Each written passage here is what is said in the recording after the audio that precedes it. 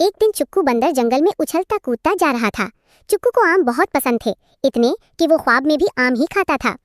अचानक उसे एक दरख्त नजर आया जिस पर सिर्फ एक ही आम लटक रहा था, लेकिन वो आम चमक रहा था जैसे किसी जादू का आम हो। चुक्कू ने फौरन उछलकर आम तोड़ लिया।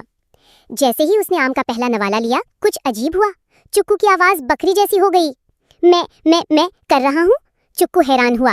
वो दरख्त के नीचे बैठ गया और रोना शुरू कर दिया। तभी एक उल्लू आया जिसका नाम था दानिश उल्लू। दानिश उल्लू ने पूछा, अरे चुक्कू भाई, क्यों मैं कर रहे हो? चुक्कू ने कहा, ये आम खाया और अब मेरी आवाज बकरी जैसी हो गई है। दानिश उल्लू ने हंसकर कहा, ये तो जंगल का जादुई आम था, इसका तो इलाज है। चुक्कू खुश होकर बोला, जल्दी बताओ क्या करना होगा? दानिश उल्लू ने कहा, एक पागल नाच करना होगा और ऊंची आवाज में गाना पड़ेगा।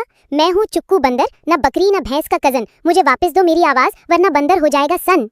चुक्कू ने फौरन नाचना शुरू किया, लेकिन इतना मज़ाक़खेज़ नाच किया कि सारे जानवर हंस हंस कर दोहरे हो गए। गाना भी इतना बेतुका था कि दरख्त खुद हिलने लगा।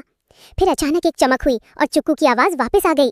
चुक्कू ने खुशी में उछलकर कहा, अब मैं फिर से बंदर हूँ, न बकरी।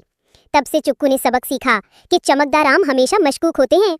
इखलाकी सबक, कभी भी चमकदार चीज देखकर फौरन न खाएं, हो सकता है वो बकरी बना दे।